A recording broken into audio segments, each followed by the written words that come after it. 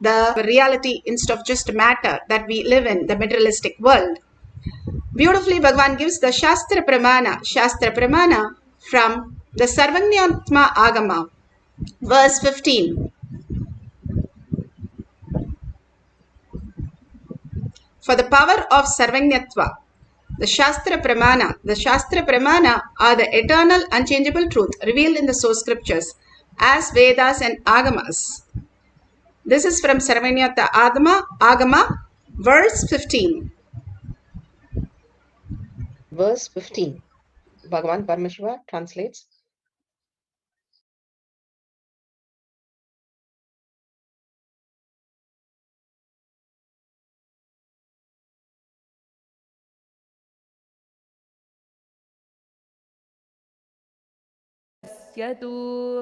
एवमेकात्मभावेन संस्थितस्य तु योगिनः सर्वज्ञत्वं प्रवर्तेत विकल्परहितस्य तु. Bhagavan Paramashiva beautifully says, within such a yogi who established himself an absolute non-dual oneness with Lord Shiva and who keeps himself free from all sorts of differentiating notions, the exalted power of all-knowing Sarvajñatva reality, living in a community, the Vatavarana, is more important. Simply we align to the higher consciousness. Bernard Shaw, Bhagavan says, was in a different place all his life and he moved into a different community. Just when people asked, why did you do that? All he said was, only if I move into a place where people live more than 100 years, I will be in a space of living healthy for 100 years.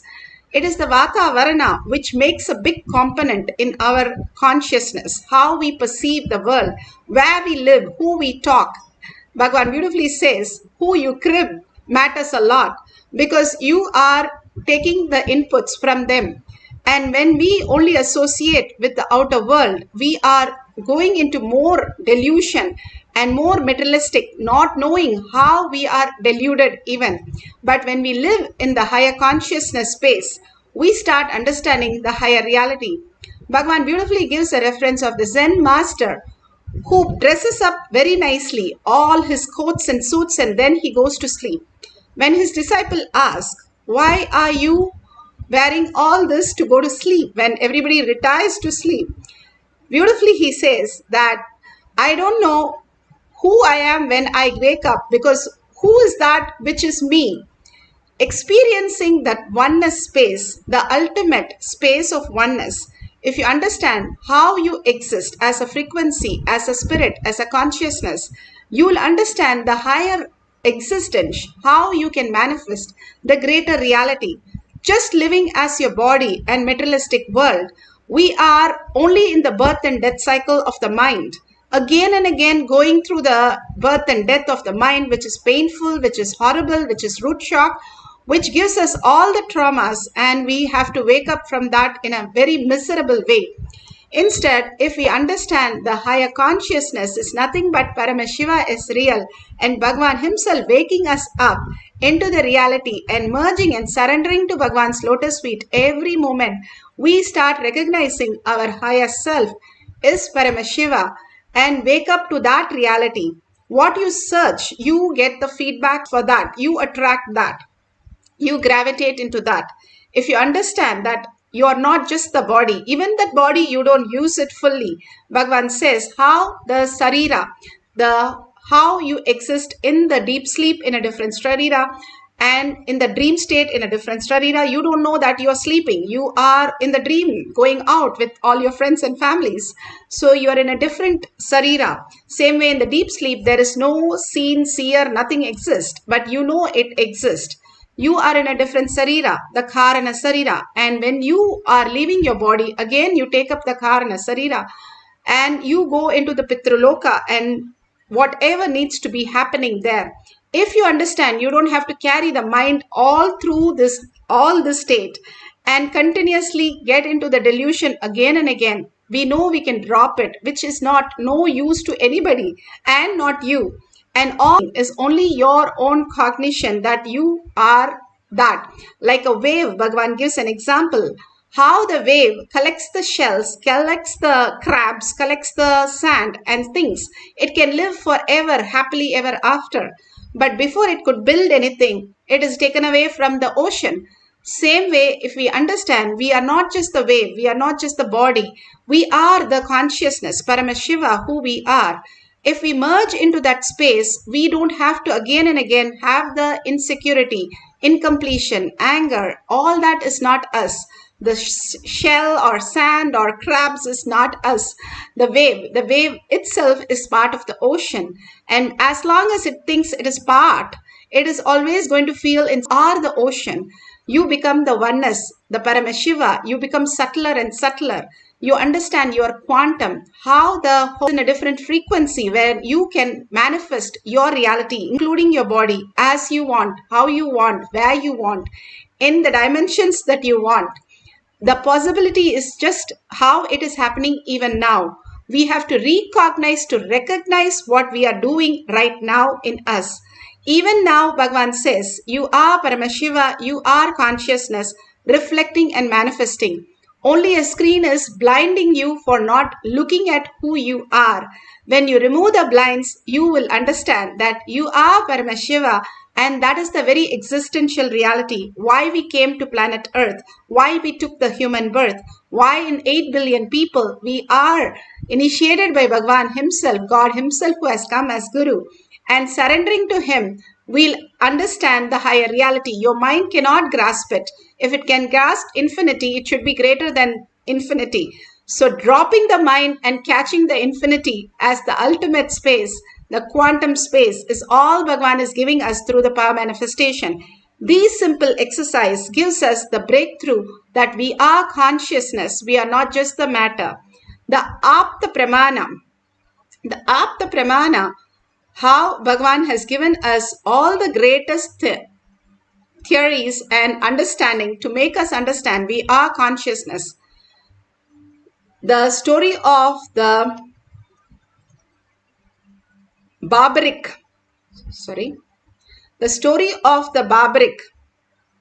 he was one of the greatest warrior who did so much of penance and tapas, and he was born son of Gatotkacha and the Nagas, and his mother trained him and he did a penance and he got the boon of the bow and arrow, 3 arrows, very strange but very powerful. He can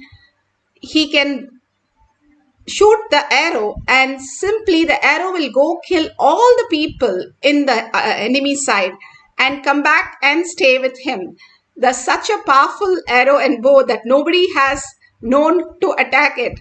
So Krishna placed the Leela in Mahabharata that he asked him to test him to go and take all the leaves from the tree, hiding one leaf under his leg. And he thought, how will they know? And simply Barbaric came and said, I know that you have a leaf under your leg. Please remove your leg, otherwise your leg will be hurt. He says this to Krishna, Vishnu, and when Krishna moves, it takes off the leaves. And then Krishna sees he has a boon that he will support, that he gave a vow to his mother, he will support the weak side. But whichever side he supports, they will be the winner because it will go and kill everybody. So he kills Barbaric and Barbaric says, please let me watch the whole thing, Mahabharata war. And he sits as just how the drome is. His only head is on the mountain where he is placed.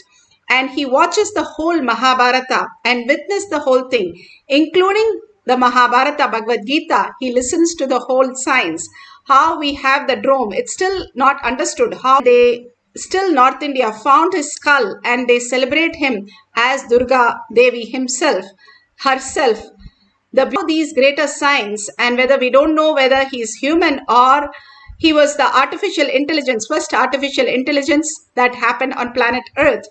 He had such beautiful powers to go beyond. Here Bhagavan explains about how we can go beyond the child tantum that we are constantly engaging, all the differentiating notions that we have and how we can go beyond that in Atma Pramana.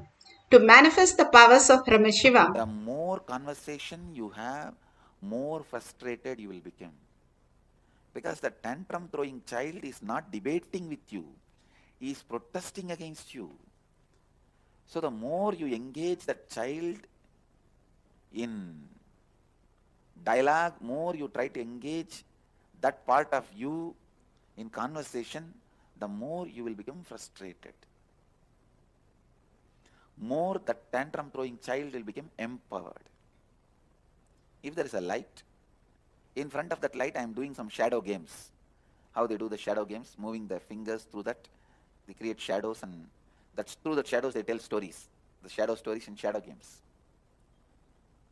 In this shadow game, one lion and one deer, both of them are fighting. The lion is attacking the deer. You feel so painful and compassionate, you just wanted to save that deer from the lion. What's the best way? Switch off the light. Don't try to strengthen the deer. Don't try to supply weapons to the deer.